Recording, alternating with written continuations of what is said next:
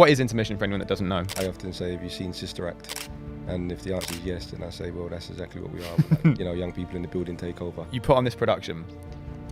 How? I've always been an action man. If Chaucer was showing Shakespeare, he'd be horrified by the bastardization of the English language. I'm not saying everybody should act, but I do really think it should be something that doctors can prescribe. I think it's really important who we're matching our young people with. What's success for you? It's not a Hollywood answer. I can't say what is a success for somebody. You know what I mean? And then there's somebody else who did a year and is in Hollywood now doing, doing bits. What's the first thing you do to actually sort of get it off the ground? That's a really good question. But my route is unconventional. I didn't do drama school, I didn't do a directing course, I didn't do any of that. I'm a great believer that we haven't seen the best footballer, we haven't seen the best lawyer, we haven't seen the best doctor because they never turned up or they never got the opportunity.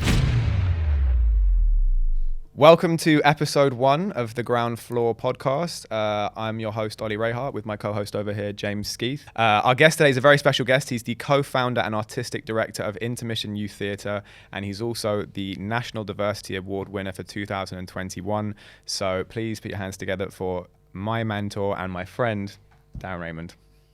Nice to have you. Thank you, man. Lovely to be here. How are you feeling, man? I know you're feeling... take a little second to appreciate Darren's feeling a bit worse for wear today, so... Yeah. Apart from that, it's lovely to be here and do this with you. Yeah, it's a really exciting thing, man. And obviously, Intermission has touched my life quite a lot. So, what is Intermission for anyone that doesn't know?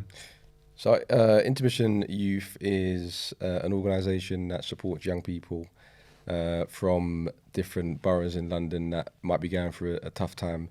We work with young kids that lack opportunities or don't know what they want to do with their life, and those that are kind of going off the beaten track, so to speak. And we use theatre as a discipline to train them, and we also mentor these young people in all aspects of their life. So education, housing, social issues, anything they're going through, we just try to support them with that. But that doesn't really answer the question, because you need to come to Intermission to understand what it really is. That's so true. And obviously, you being a graduate of the organisation can speak on that. But when people ask me, I often say, have you seen Sister Act? And if the answer is yes, then I say, well, that's exactly what we are. Like, young people in the building take over. Noise, laughter, energy. Yeah, you know what I mean, conversations and non-judgmental. So yeah, it really is a space. It's a space of its own. There's nowhere else that has the same energy as Intermission does, and it's like it's a really special thing that you've created. Oh, bless you, man. No, it's true, and it's amazing work that you're doing. So so obviously the nature of this podcast is essentially to focus on the early stages of stories. We think a lot of interviews will focus on the whole picture, basically, and I think not a lot of them necessarily break down the actual nitty gritty of how you go about things and sort of people's stories of how they initially got started. So if you sort of take a few minutes, sort of just dive in sort of what your background was, what you were doing before, and then essentially how you got into founding Intermission. Yeah, so it was a funny old journey that took me to Intermission. I grew up in East London on an estate, and it was kind of the stereotypical story, single parent. Do you know what I mean? Not really a lot of positive role models growing up, nothing meaningful to engage me. And my mum, bless her heart, she sent me to a school outside of the borough because she felt that would be a deterrent, do you know what I mean, and change things for my life. But to be honest with you, it made it worse. It was Westminster City, travelling from Old Street Station, taking the Northern Line, changing it King's Cross on the Victoria line to Victoria, and then coming out and seeing a completely different walk of life. Do you know what I mean? Like high rises, people in suits looking content, and the demographic was completely different. This was predominantly white males. And so that created a deeper injustice for me. Do you know what I mean? It made me question more like why things were the way they were. And then coming back, I felt that I needed to contribute to the household, to success really. And the only way I knew how to do that was by the role models that I had around me, and that was crime. So, from a young age, I got involved in crime, and that escalates. And, in my late teens, early 20s, my life kind of took a major turn when I was, I kind of got a little sentence behind the door. And for me, that wasn't really an awakening, because there was a lot of people in there that I knew, so it was just kind of regurgitating the life really. But I got deeper and deeper into it, and then I got quite a big sentence, my second one, and then that's when things really changed for me. And can I ask, how long was that second sentence? That was 6. You were in for 6? Yeah. Right, okay. Yeah. 6 did 3. But to be honest with you, like, I didn't change because of prison. It was in spite of it. You know what I mean? Because when I look back at that place, there's not much going on in there. No rehabilitation. They're not really treating people as individuals. You're dehumanized. Do you know what I mean? And devalued and all those kind of things. So I was just, a few things happened for me that, you know, contributed to where I am now. It wasn't one thing. When people often say to me, how did you get into doing what you did? It's not a Hollywood answer. You know what I mean? There's a lot of different things that you need in life. And I was just lucky to get some of them and change my trajectory. But I was never involved in the arts as a kid. Right. Never. Went to school. You know, I found education difficult, not from a learning point of view, but just from being engaged and I relate and stuff to like that. But yeah, art was never something that I was involved in. So it was by pure chance and accident that I got into the arts and ended up at Intermission. So that's the next thing, really. So obviously, taking us back, you're in prison, you're reflecting on what's going on, you're thinking about what you can do differently. And is that where you encountered Rob and Janine? So Rob and Janine are co-founders of Intermission, and the first time I met them, I was doing some work. I was on Rottle, like release on temporary license, and I was doing poetry representing the prison at the time. And so I got out to do it, and went to a building in Borough High Street, not far from here actually, and did some work. And after got talking to, the room was packed with clergymen and some other people, and I got talking to Rob, and it was a genuine nice conversation. Didn't think much of it.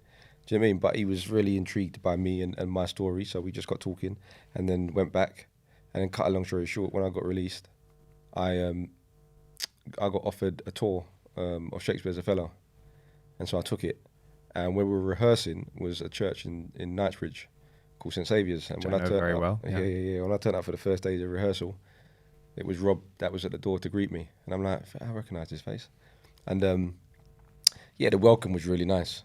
Do you know what I mean? It was almost something like the prodigal son. I was a little bit kind of, hold on a minute, why are you so kind of, chill out, mate. But, you know, but he turned out to be a really nice man, and he's like a father figure to me, and a great mentor. Yeah. And that's the thing, you've managed to pass that down to hundreds of young people yourself now, because you're like a mentor to plenty of people now, including myself, I'm proud to say. But so that's the thing. So you're in that situation, you're brought into St Saviour's, and you end up taking young people on and working with young people, and that's obviously what Intermission's about. So essentially, for anyone who might be, again, in a similar situation, maybe they're looking at, something to do with youth work or something to do with charity or setting something up for themselves, but they think, I have absolutely no idea how to go about that. Where do I even find people, whether it comes to funding, the kids themselves, location, whatever it is. So you had the location, obviously, but so sort of day one, you sort of have the plan with Rob and Janine, this is what we're going to do. We're going to work with young people through Shakespeare and through this mechanism. What's the first step? What's the first thing you do to actually sort of get it off the ground? Well, I've always been an action man. So when I came into it, to be honest with you, I didn't have a clue what I was doing. Do you know what I mean? That was the best story. I think a lot of people don't though, right? When they first start out, yeah. It's just they follow their gut and they kind of go with it and learn from the mistakes. Right? Yeah, 100%. So all I knew is that I wanted to engage young people that were going through a tough time. Yeah. And I'd finished the tour, and I'd been doing, like, you do warm-up games as actors and stuff like that. So I thought, all right, let me take some of these games that I've done and do it with young people, see how they respond. So I just said to Janine, can we use the basement downstairs? She said, yeah. In terms of engaging young people, obviously grew up on the estate, knew a lot of people. So I talked to friends and stuff like that and said, look, man, if your little brother's interested in this and wants to come down, or your little sister, whatever, send them. And obviously because of, that relationship, they trust me, so they would send their siblings down. And that's how it started. It started with about 4 or 5 young people, to be honest with you, not a large number. How important do you reckon that kind of relatability is, from the students to people like yourself? I think it's important, but I don't think it's a be-all and end-all. I think there's people out there that might not be able to relate to young people in a certain way, but can still impact their life. Like, if somebody said to me, Rob and Janine would be 2 instrumental people in your life when I was 16, I'd tell you, I've got nothing in common with them whatsoever. How can that, But I think it pays to have experience maybe similar things to the group you're working Yeah. with. But like I said, I don't think that's the be all and end all. But yeah, so 4 of them turned up, and we just started playing some games, and they really enjoyed it. We were laughing, and I think that's a really important thing. Do you know what I mean? Because growing up in the city of London, particularly when I grew up, I'm an 80s baby, and growing up it was you know, they weren't. We had fun times, but a lot of it was about the struggle and trying to break out. Do you know what I mean? Yeah.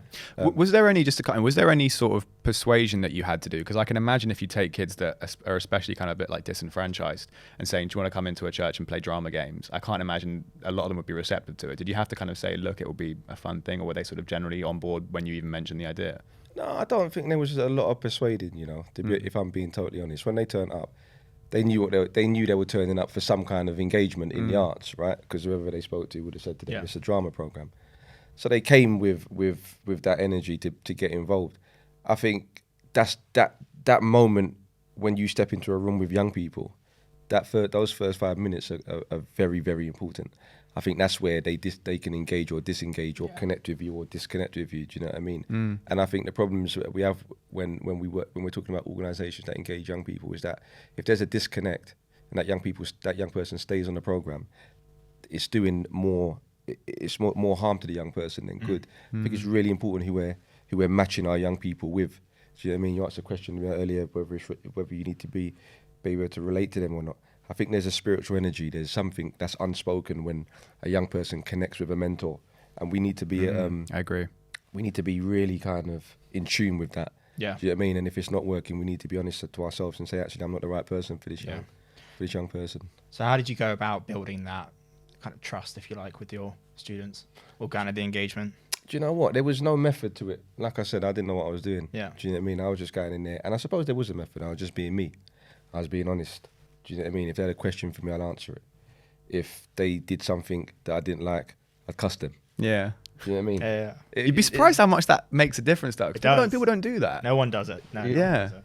And it makes you almost feel more at ease when they do. Yeah, because you go, this is a person. It's this isn't an idea exactly. or an institution. Yeah, exactly. Totally. Yeah. So there wasn't a lot of method to it in the first instance. I mean, now, you know, we're a much more grown-up organisation, and when we get to this conversation, it's interesting because, you know, as you get bigger as an organisation and the work you do, you lose some of that, you know, that magic that kind of the organisation began with, because there's so many policies that have to come in and red tape and all that kind of stuff. So, you know, that's an interesting conversation in itself. But certainly in the beginnings of this work, it was you know, it was about just being there to respond to young people. Yeah. Yeah.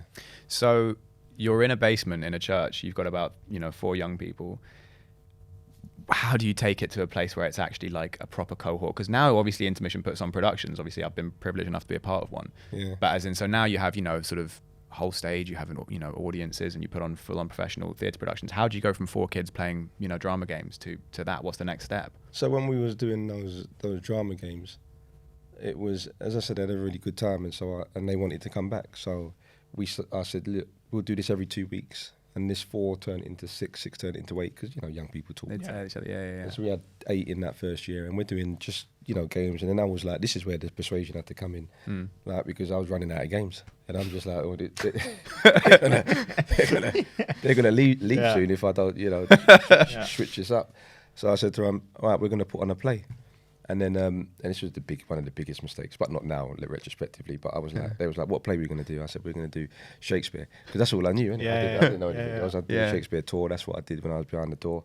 And they're like, because because you just to touch on that, because you mentioned before, and obviously I know this, but for the listeners, you were doing Shakespeare before Intermission started, even when you were reading it when you were in the pen, and then after you came out, you did a tour in Othello, right? Yeah, absolutely. So when my first engagement, my first was in school. But that was a horrible experience. And then when I experienced Shakespeare again, it was behind the door, and it was, it kind of spoke to me. We was looking at Othello, and I didn't know he wrote black characters. I was completely unaware of that. But that story of a man searching for love and belonging and identity was something that I was going through at the time. So it was poignant for me, and it made me want to know more about the story, and that's how I got into it. But then, working with these youngsters, I was like, yeah, we'll do a Shakespeare play. There was like, one of them literally said, I ain't doing no effing, and you know who it is as well. And he bolted out the door, so I had to run after him. I'd run after him. No, you don't understand. Come back. And, you know, you're losing the youngest kids. So this is where the persuasion comes in. This is where the persuasion comes in now. Do you know what I mean? Anyway, I got them back in, sat them down, and I was like, trying to convince them that, you know, it's good to do Shakespeare. And I'm like, what are you talking? Why are you trying to convince these? Put yourself in their shoes. Are you going to be interested in that? Yeah. Do you know what I mean? So I was like, all right, cool. Forget Shakespeare. We won't do Shakespeare. We'll do some other stuff. And then I started doing some improvisation around the themes of Shakespeare's Caesar. It was Julius Caesar, the play that I wanted to look at them with. And I chose that play because I thought for me, it was the ultimate knife crime. You know, Caesar gets stabbed to death behind his back by some conspirators, and in 2008, that was rife on our streets, you know, knife crime and stuff like that. Still is. Yeah. Still is, yeah, unfortunately.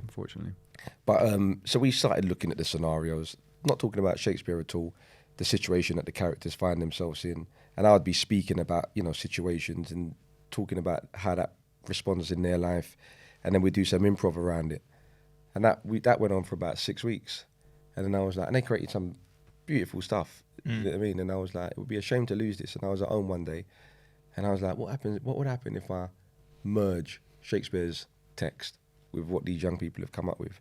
And I did that. I started going through the text and taking out lines from Shakespeare and mixing it with what they were saying. And it was interesting. It read quite well. I was reading, I was thinking, okay, it's interesting. So, you know, the friends, Roman countryman speech, lend me your ears. I come to bury Caesar, not to praise him. So I kind of flipped it, and it was friends, roadmen, man them, give me a second. I come to bury Caesar, not to big him up. The evil that men do lives after them. The good more time you see it in their heart like Caesar. And that's exactly how these young people were speaking. But the rhythm was so akin to Shakespeare's rhythm, the iambic pentameter, that heartbeat, ba-boom, ba-boom, ba-boom, you know, was running through what they were creating. So I knew that I was onto something. Do you know what I mean? And when I brought the text back and we read it, they were in love, and they were recognizing the characters from Shakespeare. Do you know what I mean? And they were asking questions. So I was like, well, why don't we open the text and find the answers? So it was them wanting to read Shakespeare, do you know what I mean? And not me saying Shakespeare. When you realize that it's all stories and it's all the same, you don't have to sell it. Like, that is an amazing thing. I mean, in school, even as an actor in school, I hated Shakespeare, couldn't stand it. And it was Intermission, and it was you that allowed me to actually fall in love with Shakespeare, because it was like, oh, it's just a story. Like Romeo and Juliet is literally just two teenagers who are in love, and they want to be with each other, but they can't. It's complicated. Absolutely. It's just, and as you said, you know, Julius Caesar, like, it's a knife crime.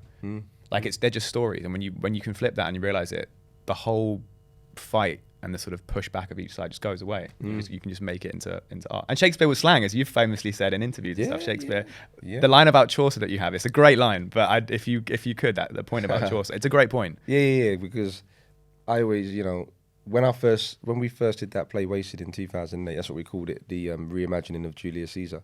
The tabloids were all over it. There was stories in the paper about what he was doing, because people couldn't really understand it. You had Shakespeare, you had kind of young kids from the estate, you had predominantly the African diaspora speaking Shakespeare, hip hop music. There was just like, what is this? And then there were some articles that are talking about dumbing down Shakespeare and, you know, their language being, you know, kind of colloquial and ruining the English language and all that. I think you're always going to get some negative press whenever. 100%, and we all know that negative press, you can use that to your advantage as well. But you know, but one of the things what Ollie's talking about, what I often say when people ask me about language and young people, I say, listen, if Chaucer was showing Shakespeare, it'd be horrified by the bastardization of the English language. So, you know, Shakespeare changed the English language, and young people today are doing the same thing. Do you know what I mean? And we better wake up, because, you know, they're rising, mate. And when you can, I was in hospital the other day, and I was just sitting in hospital, and there was a doctor and a nurse, and I don't know what the other person was, but when I was listening to their conversation, I'm just like, look at this language. The doctor's saying, yeah, fam, blood, this. Really? Bro? You see what I'm saying? And I'm man's got to get IV still. You know, man needs that OxyContin stat, bro. And that's a beautiful thing, you get me? 100%. Yeah. 100%. Okay, so you put on this production.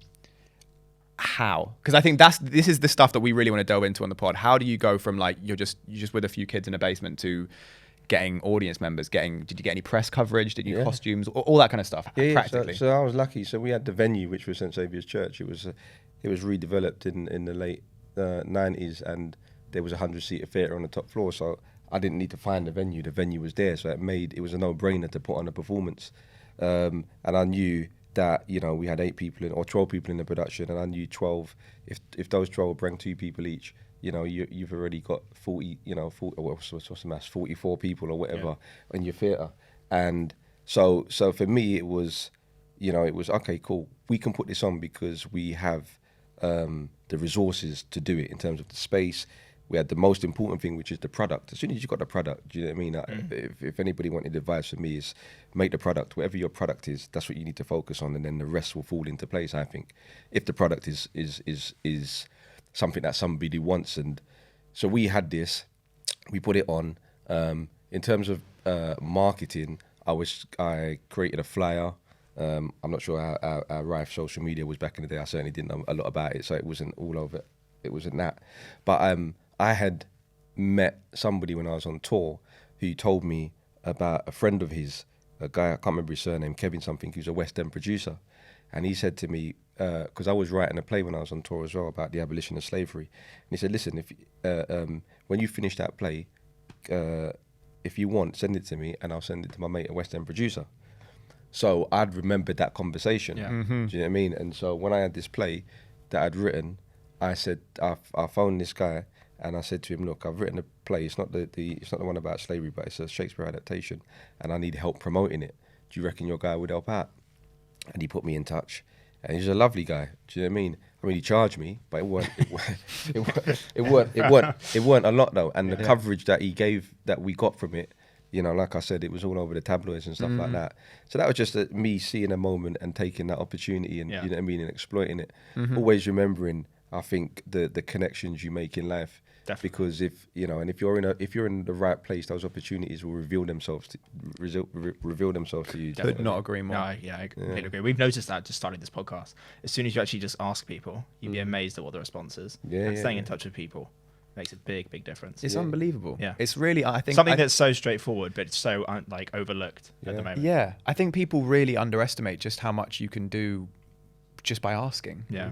And you don't even have to ask in like a salesy way. You just ask. You say, hey, I've got this idea. Would you be interested? And you'd be surprised how many people have responded to that. He kudos to him. He's amazing at that. He's reached out to so many people. Yeah. And you know, a lot of them have come back and fortunately said, you know, they'd love to come on, and it's just amazing what you can do. When you just ask. It is. It's a massive skill to be able to do it as well, because a lot of people think that they're intruding, or they're you know what I mean, they're kind of putting pressure on people. I've just learnt that, you know, not too long ago, that actually, what's the worst somebody can say? No. Do you know what I mean? And you move on.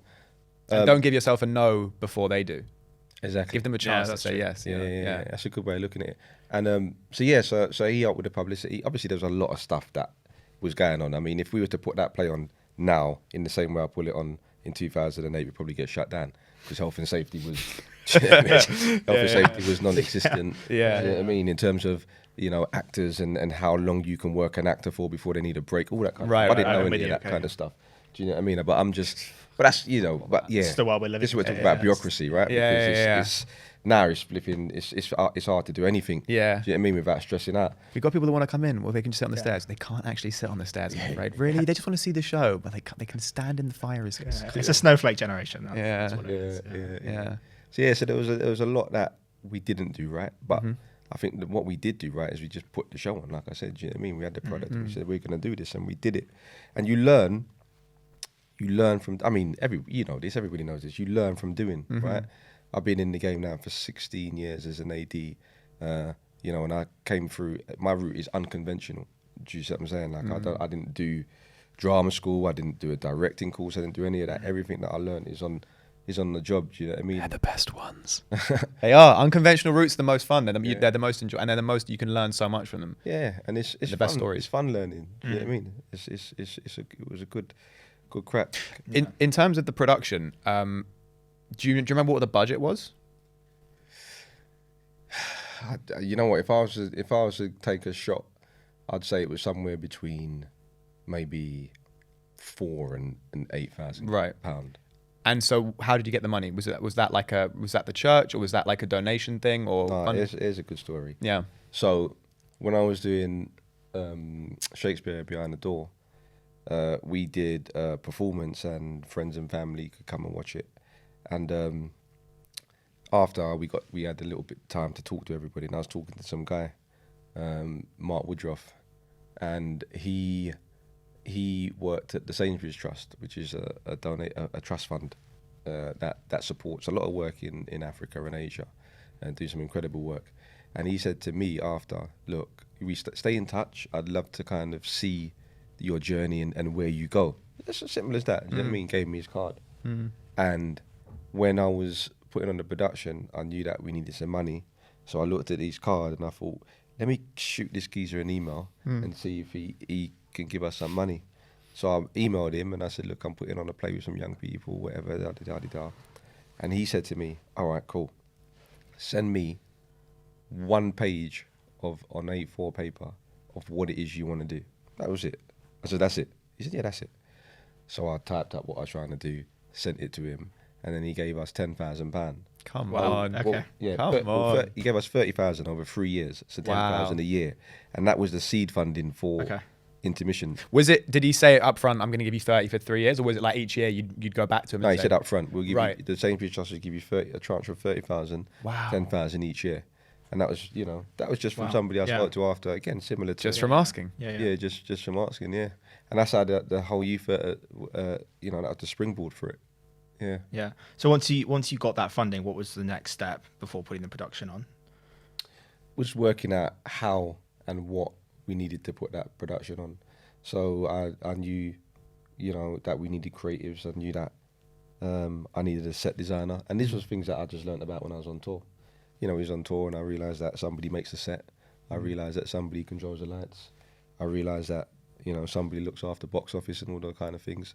So I sat down with Rob and Janine and I said, we need to bring some people in to support us with this work, and put together a creative list, and then just went out to people that I knew, and they put me in touch with people, and we got a set designer on, we got a lighting designer on board, and we got somebody to help with like the production management side, and that made it a lot easier because there were people that knew a little bit about what they were doing. So it meant I could learn from them. Yeah, and I learned very quickly. To be a good manager, you need to know how to hire good people. So as a valuable skill to learn very early on. Yeah, very true. Everything you don't know, you just bring in people that do. Yeah. You know what I mean? Where did you go about looking for those people? So just friends. I was phone up somebody and say, look, man, I'm putting on a play, any good stage managers? I mean, this was so long ago. So, I couldn't tell you exactly where they came from, but it was through a network that I had been involved in, and one person speaking to somebody else for me. And I suppose, like, I'm under no illusion that my route helped as well. So when I would talk... In what sense? In terms of where I come from, what I was doing. So people would see that I'm, my story and what I was trying to do. And there's some great people in this world that, really kind of believe and support that. So I got more yeses than I got nos. Do you know what I mean? And maybe I was fortunate. I'm not telling everybody to go out there and do crime. That's not what I'm saying at all. But I'm saying my journey, just from when I came through what I came through, and then when I decided to change my life around, it just kind of attracted people to me that wanted to help and still do. Use your story, whatever your story is. Yeah. I've got a question for you. So I feel like I might know what you're going to say, but I'm still curious to hear. So in terms of hiring people, right? And you said hire good people. What's your view with bringing someone onto your team who is already qualified for the job, as opposed to bringing someone on who's not qualified, but you think they could be a good fit and the personality fits? Because I think that's really important. So again, taking Barney's off camera, our producer over here. Barney's a producer on this podcast and on another podcast that I do, and he had absolutely no experience with video editing or production or anything. But he had the enthusiasm and the character and the drive and the interest in the industry that he wanted to learn, and it's proven to be a fantastic decision, and he's doing a fantastic job. Well done, Bernie. Whereas Barney, although we should call him Bernie now. That's his new nickname. which I think is a lot more valuable than maybe just going onto a sort of a recruitment site and trying to find a guy who has Photoshop in his bio and you don't really know how it's going to fit. Whereas I knew his character, which I think was more important. And obviously now that you've hired people from Intermission, I know that you have hired graduates as well. So yeah, could you maybe touch on a little bit sort of how you approach hiring and whether you think what emphasis you put on each of those factors? It's a good question, man. Obviously, I am pro people that don't have the experience or don't have the opportunities. That's why Intermission was started in the first place. So I'm always going to be looking for that talent that isn't being exposed. Or, do you know what I mean? I'm a great believer that we haven't seen the best footballer, we haven't seen the best lawyer, we haven't seen the best doctor because they never turned up or they never got the opportunity. Do you know what I mean? So I'm always looking for those people. That's a clip. Whew. Yeah. I'm always searching for those people, man, to give them opportunities. And like hiring is, I talk about this a lot because I just think it's a farce, man. Do you know what I mean? When you kind of look for people and they present themselves on their CV or whatever, they've done these 100,000 things, and then they turn up in front of you, they speak a good game, then 2 weeks into the job, you're just like, what the hell have we done? Do you know what I mean? Happens so many times. Yeah. So I really think He's a recruitment specialist. 9 years in. Yeah, 9 years in. God. So I've seen a lot of I've seen a lot of it. Yeah. So I think that needs to be shaken up anyway. Yeah. So, you know, for me, I always go, in answer to your question, I always look for people that don't have the opportunities but present the skills. I've got a mate, we grew up together, and he could sell anything to anybody, right? He's big, his name's Biggs.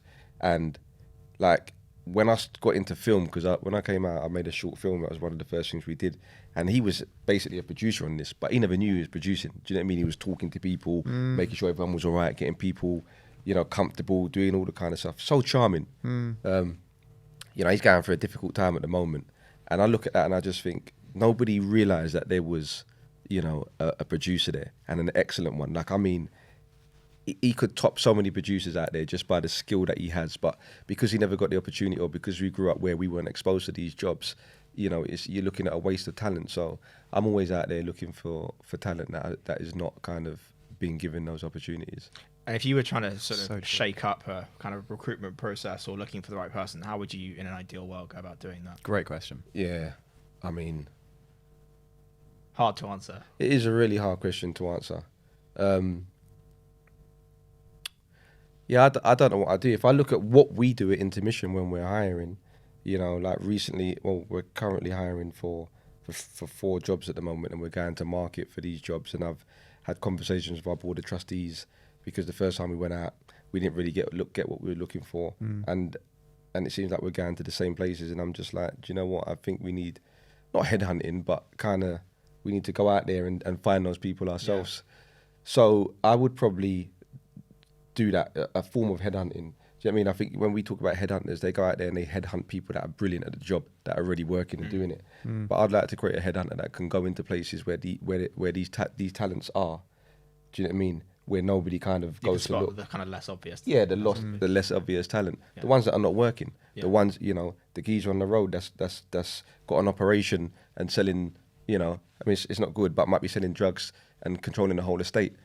That's amazing entrepreneurship. Yeah. It's dealing with numbers, clientele. Yeah, supply and demand. Marketing, all those kind of things. So how do we get that person away from that, which is, you know, not conducive for their future or productive in any way, and say, actually, here's another option.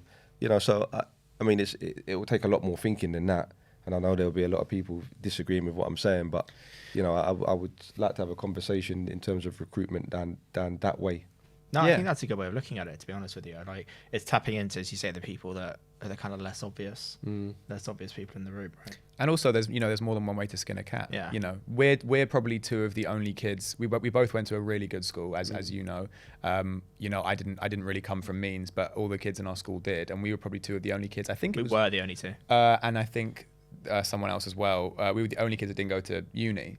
And that was a very big thing. You know, that was a lot of like tilted heads, like, oh, it's very frowned upon. Yeah, frowned upon. But I feel like it was the best decision I ever made. Yeah, I had no mistakes about that at all. No regrets. Dad still says to me to this day, it's like, do you think you should have gone to university? I'm saying, absolutely not. Yeah, like, because you got to live life and you got to make your own story. And I'm not saying obviously if you go to uni you can't make your own story, but I think the point is there's no right or wrong way to do it. And I think it's that same thing of like, you know, people have those transferable skills. And if you spot that in someone, that's a skill in itself, being able to spot those qualities in someone, for sure. 100%. How come you didn't go uni? What was the choice behind that? So for me personally, I just thought it wasn't worth the money that it cost. Right. I think, you know, I saw my dad was running his own business and he was doing well for himself. And I thought and he didn't go to university. And I just thought for the money that it cost at that point, there's not enough of an upside when I can go straight into work now and have a decent job now and just slowly work my way up. And I think you just mature far quicker going into that world at 18, 19 than you would do kind of, going out, getting drunk and doing all that kind of stuff at uni. And look, you get the kind of the social experience, if you want to call it that maybe, I didn't have. But I think as a kind of, route, I have no regrets about doing that at all. Yeah, I didn't go to uni. I'd like to say that I thought about all of that ahead of time, but it was only in hindsight that I realized a lot of that about I didn't think it was worth the cost, and sort of around the cost benefit analysis, and when this doesn't really make sense. But at the time it was purely because I wasn't interested in anything. Yeah. And I was really disenfranchised with life, especially education, but life particularly. I just lost my dad about a couple of months before my A levels, and I just had no. Like, once my dad started getting sick, I knew that I didn't care about school. Immediately, I was like, this is so unimportant to me. And I just stopped turning up to lessons, and I would just like make music and smoke weed and just kind of piss my time away. And then after school, all my friends were off at uni, and that was, in its shit in its own way, because, they're all out of the city and, living these cool lives and living away from home and having these new experiences. That was tough. 19 That was the hardest year of my life for sure, That was because tough. I felt very alone, and I didn't have any siblings. It was me and my mum, and dad was gone, and my friends were there, and they were always said, you can always come up and visit us or call us, but it's not the same as having them down the road and coming to kick it with you. So Yeah. but yeah, for me it was just like I had no interest, and I think I was self-aware enough that I knew that if I went to uni, I would have ended up just going to party. Like, I would have purely gone to party. I wouldn't have gone to study, and I would have come out, and then I would have been 40 grand in debt with nothing. And then I would have been fucked. The numbers are crazy, honestly. When you look Yeah. at people coming out now with like 50, 60 grand of debt, you just think, mental. how do you get out from that? And in America, it's crazy. it's like 100, 100 it's 200 in yeah, some yeah, places. it's huge. 400, I think, Yeah, in some places. it's huge. Unbelievable. So yeah. Okay, Okay, so sorry, I was going to say, so going back then, so Yeah. you've done your first production, right? How do you then, what's the kind of scaling process from going from, 4 to 8 kids to then, how big are your productions now? So we take 40 young people a year now. 40 young people a year, okay. Yeah. that's So how do literally you- 10 times. Literally 10 times. How do Yeah. you then, what's the kind of scaling process for that after your first production? So it scaled itself, to be honest with you.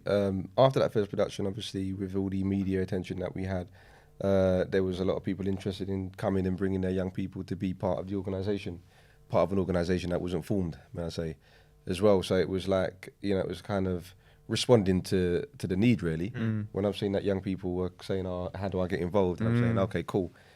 We need to set up Intermission. We need to set up a youth strand to what we're doing. So, they've got somewhere to come. And so that's what we done. We kind of officiated Intermission Youth Theatre. Had a meeting with Rob and Janine. We sat down and said, like, what is this? That's a really important stage, I think, talking about what it is you want to do, what your, in terms of your mission, your aim, and how you're going to execute that. So those seeding conversations were really important. It was good for me to kind of just talk about what it is I wanted to do and how I wanted to give back. And then from that, it was realised that we could work every Saturday with a group of 15 young people. So talking to teachers and stuff like that, in terms of the ratio of a mentor to a young person, all those kind of things, in terms of what is kind of feasible. And then I wasn't on the payroll as well, bear in mind. So when I did that first year, I was just volunteering. Okay. And when we kind of spoke about setting up Intermission Youth, Rob and Janine said, well, we need to find a way to pay you, because, that's the kind of people they were, and they didn't want to exploit what I was doing. So they went to the Bishop Mission Fund. So the Bishop of London has a fund which you can apply to if you're doing youth work in the Church of England. And was this after the first production? This was after it, yeah. So for the first production, you were just doing it completely off your own back? Completely off my own back, Wow. yeah. And, and then, so we applied to the London Bishop Fund, and we were successful. How hard is it to get funding from that? I mean, I don't know, to be honest with you, but we got it. But funding... That's all that matters, really. Yeah, isn't it? I don't know where the loser's at right now, boy, but we got it. Yeah. But funding is hard anyway. Do you know what I mean? So Yeah. I imagine it's not easy to get it. But it was a more difficult application than what I had to do for the first tranche of funding. Yeah. And I think we got 30,000, and then so then I became a PAYE of the organisation. That just kind of, for me, having a secure income. I mean, I had one kid at the time as well. And remember, I'm still resettling, so I'm going through my own stuff as well. And it also adds a legitimacy to it as well. Like you've got a pay slip for something that you're building. It's a big moment. That's a big moment when you actually get your first pay slip when you're building something. It's a big moment. It's bigger when you see the tax that they take as well. Yeah, we're gonna go down that loophole now. Yeah. We've got a guy. We'll put you in touch. Yeah, exactly. Yeah.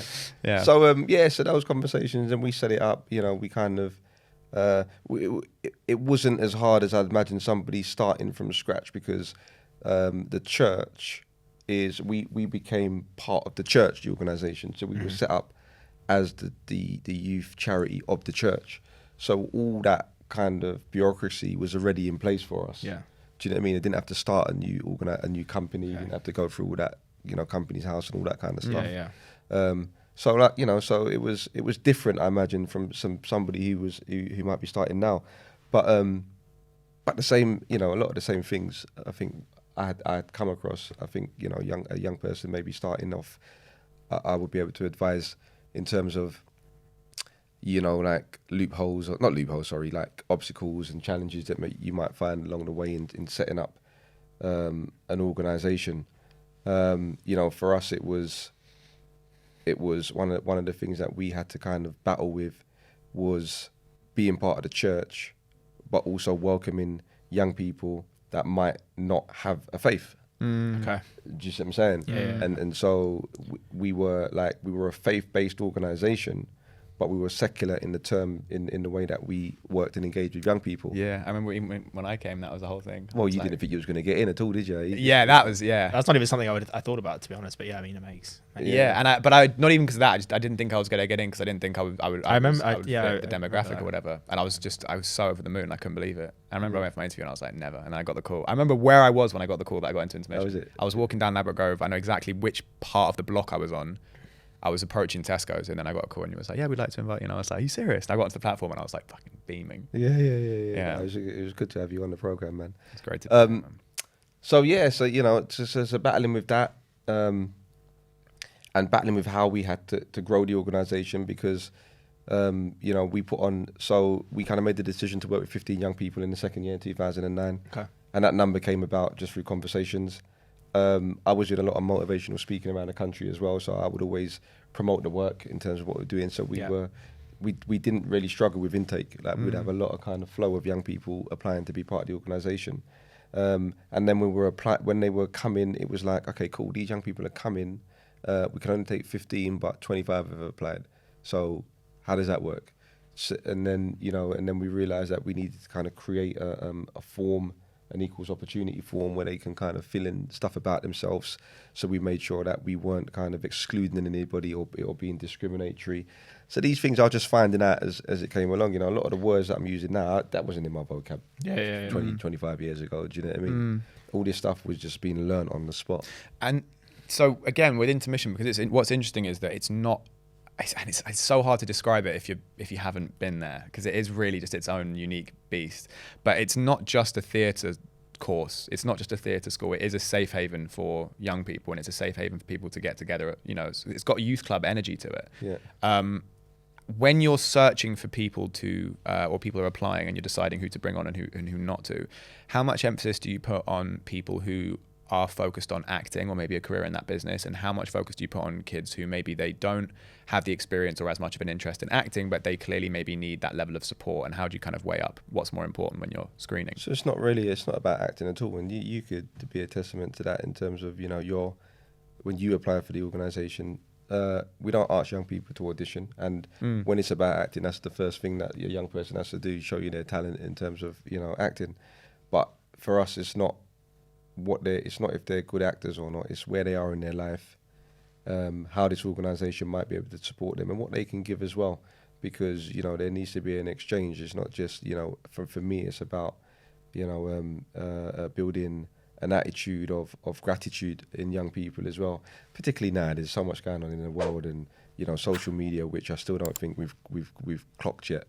Do you know what I mean, in terms of how it's changing society and how it's impacting on our young people, mental well-being and health and everything like that. So for me, Intermission is about building resilient mindsets. Do you know what I mean? And seeing what the dangers are right now for young people, and how we can equip them to be able to live a fruitful and fulfilling life. Yeah. It's more, acting is secondary. And for me, I always say, if you can encourage a young person to become the best version of themselves, then they'll be the best whatever they want to be. Yeah. Whether that's an actor, whether that's a window blower, I don't know, Yeah. Whatever. No, Whatever it's you such wanna a good cause. You can be the best of it, Yeah. because you've got that confidence. Do you know what I mean? And you've got a mindset that knows how to navigate themselves through this world, which is extremely complicated right now.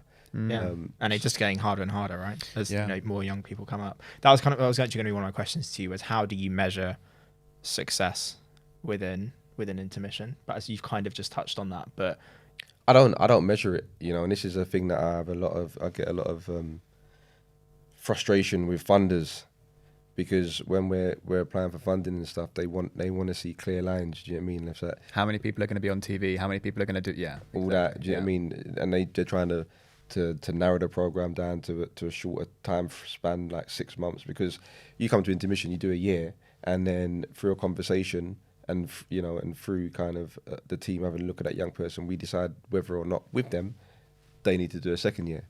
But some funders are like, if the project's not working, if we don't see this within 6 months, it's deemed to be a failure. And I'm like,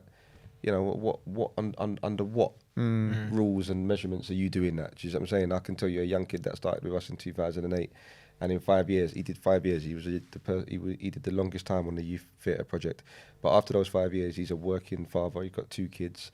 He does delivery driving jobs. But if you'd have saw him 5 years ago, you would say that's a massive, massive success story. Do you know what I mean? And then there's somebody else who did a year and is in Hollywood now doing, doing bits. And that's his own success. Do you see what I'm saying? Like, success is relative. It's relative. it is, yeah. So, when people tell me, how do you measure it? I say, I don't. It's down to that person. Do you know what I mean? I can't say what is a success for somebody. They can only tell you what is success for them. What's success for you? That's a really good question. Do you know what? I suppose success for me, I feel that my calling is helping people discover who they really are. Do you know what I mean? And success for me is seeing somebody who I have a relationship with, or who I've been involved with in some capacity, being able to. I've got to be careful, because I'm not saying like I'm some big hoo-ha or whatever, because it's not about me. It's about that relationship. And if I can impact somebody, or if we can impact each other and take an experience from each other that makes us better people, then for me that's success. Do you know what I mean? Because that's a bit wishy-washy, but I am really kind of living my life right now in terms of existing in harmony and peace, and that's what I strive for. Do you know what I mean? I'm always trying to kind of like, if I have a conversation, I'm not saying that we shouldn't argue. Of course we're going to argue, we're going to fall out and those kind of things. But I'm always interested in those negotiations of people, because we're all different, right? We've all got different ideas, we've all got different opinions. And one of the biggest problems in life is when something doesn't go the way you want it to go, there's a problem. So it's interesting, because I want something to go a certain way and you want something to go a certain way. And so do you. So how do we negotiate that? How do we help each other? And so it's compromise, tolerance, all those kind of things. Yeah, I think that was probably the biggest thing that you gave me when I was part of the cohort, which was just to be present. Yeah. And it's so easy to say, but I remember I would get so stressed or anxious about things. So that's just naturally how I am. And you'd be like, Ollie, bro, it'll be fine. Yeah. Just be here. And it went way over my head, but it really sank in. It's a really useful skill to be able to pick up that. Massively. And actors do that very well. You mean now you learn in your training as an actor to be present, to constantly be present. I'm not saying everybody should act, but I do really think it should be something that doctors can prescribe, because there's a lot of mental health going on at the moment, and if you are able to step into other people's shoes and see how your actions affect somebody else or vice versa, it's very therapeutic. And to be able to be in the present and not stress about illogical things like the past is gone and the future we don't know. And I know it's easy to say that, and it doesn't. When you talk about people that are going through serious trauma and pain, it's ignorant to say just live in the present. But listen, man, if you can work towards that, it can take you places. So how does someone be present? you have to come and do a workshop. That's a plug. That is a great point to say. Just sort of starting to round off, in terms of if there was a young person who maybe came from a similar background to you and they were thinking, you know, it's really admirable what you've done, I'd love to do some sort of work with my community or youth work or whatever it might be. What's maybe something, what would you do to set them on that path to say, look, you know, I can't even fathom how I could even go about helping people? What would you say? I'd have a conversation with that person and I'd listen to what it is they want to do and I'd respond. If somebody said they want to do, you know, and I've had it, somebody says, oh, D, I want to set up an intermission. I want to do what you've done and set up an intermission. And I'm like, well, you can. Do you know what I mean? And I would have this conversation what we've had today. I told him how I did it and how I started. But I'm very aware that we're living in a different time now. Do you see what I'm saying? And for me to give advice on how I set something up might not be the best advice for setting something up today. So what I would say to them is, look, if you want to do it and I've got that time, particularly if I'm in a relationship with you, then let's sit down and work it out together. I never pretend that I have the answers. I think that's really unhelpful to somebody, you know, when they come and say, RD, I want to do this. Even if they're asking for my advice, you know, for me, it's kind of coaching out of them what they want to do and letting them reveal their own answer. Because to you know, impose your own views and your own opinions on somebody about what it takes to do something, I don't know how. And I've learned that over time. Do you know what I mean? And one young person in Intermission taught me a really big lesson. I won't say his name, but you know, he's neurodiverse, and he's somebody that the industry would look at and would not give him the time of day. Do you know what I mean? Because of the way that it's set up and the way that we see talent. And you could see that he would have a hard time in any kind of social circle that he's in because people don't give him the time of day because he's different. Do you know what I'm saying? And there was a part of me that at one stage was like, I'm doing this kid an injustice because he really wants to be an actor and I don't think that he's going to be one. Just because of how the industry is. Do you know what I mean? And you talk to him, you ask him questions, and he would tell you, I'm going to be a famous actor, I'm going to Hollywood. Do you know what I mean? I'm going here, I'm going there. And he would say nobody could kind of diminish that belief that he had. And we did a production, and he was brilliant in the production in his own way. Do you know what I mean? He smashed it. And he's gone on and he's worked as a professional actor on national television, do you know what I mean, in a series. And I'm like, do you know what? That taught me a massive lesson. And from that day I said, I'm never going to kind of impose my views or my opinion that on somebody else because society makes us do that because society says this is how things should be. This is how you start a business. This is what talent is. This is success. Yeah. Do you see what I'm saying? And it's very linear. And if we buy into that, wow, we're going to miss so much gems, man. Yeah. That was a really powerful conversation. Thank you for that. We have a little tradition we'd like to do on the show, which is for every guest that we have. Obviously, the whole point of the podcast is sort of practical advice for people sort of in the early stages of whatever they did. So obviously, it's a little bit on the spot. So if you want to take some time, that's fine. But we'd like to say if there was any one piece of advice that you could give someone who might be looking to start anything, could be a creative career or a business or charity, anything, but looking to do their own thing. What's one piece of practical advice you'd give them? Could be to do with funding, hiring, negotiating, anything, literally anything, but something less mindset focused and more sort of hands-on that you might say.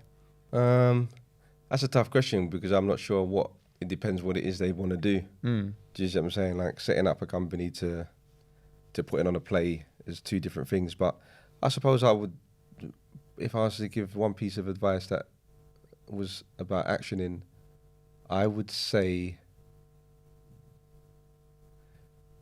to set yourself a target of whatever it is that you want to do and then create a board, whether that's your friends or people that you trust in and have skills in what it is you want to do, and make them hold you accountable to what it is you want to, that first step that you want to take. So whether that's 4 or 5 people, and you talk to them about what it is you want to do, and if that first step is, I want to write a play, then that core that you've put together says, you know, they're onto you and they say, well, this is your deadline, and they're always checking in with you, making sure you're doing what you're doing. Because I think if you have somebody or people to hold you accountable, I think it makes things a lot easier. I think, you know, there's so much distraction in this world. It's so easy to come off track. So I really think it's about having people around you that can, you know, kind of keep you on that streamline and keep you focused. So yeah, getting a group of people together to hold you accountable. That's a really good piece of advice. Immensely valuable. That really is. Darren, thank you so much. The floor is yours. Intermission. It's such an amazing organization. Where can people find you? Here's your chance to plug. Oh gosh, that's the worst thing to tell me. I don't know anything about it. We'll put all the information in the bio and everything. You got to talk to the young people about We'll get Barney to put it on the screen and everything as well. But if you have any message you want to say to anyone listening, you know, about what you do or what Intermission does, the floor is yours. Nah, not much, man. I would say thank you for this, you know, this opportunity to talk to you guys. This is a lovely moment, obviously, because Ollie came through our youth theatre, and I think he's an immensely talented young man. And you know, to see you kind of creating narratives that are helping other young people, the both of you, all three of you, is brilliant. I mean, we, you know, if we have more people like this in the world, we'll be going in the right direction. So more power to you guys, man. And it's lovely to be the first one on your podcast. Yeah, well, that's an immensely flattering thing to say. And you know, you've had such a big impact on my life, and you've been a mentor to me and a friend to me. And I wouldn't be where I am today without Intermission. That's without any hesitation in saying that. And so when it came down to the first guest, I was like, it's a no-brainer. It had to be you. So, you know, I got love for you, man. Thank you so much for coming on. It's been a real pleasure. Thank you, man. Thank you. Cheers, guys. No, it's really good to meet you. Guys, thank you so much for watching. If you enjoyed this episode, please do subscribe. Check us out on social media, at TGF Pod on Instagram and TikTok. And we will see you in the next episode. Thanks for watching. Thank guys. you.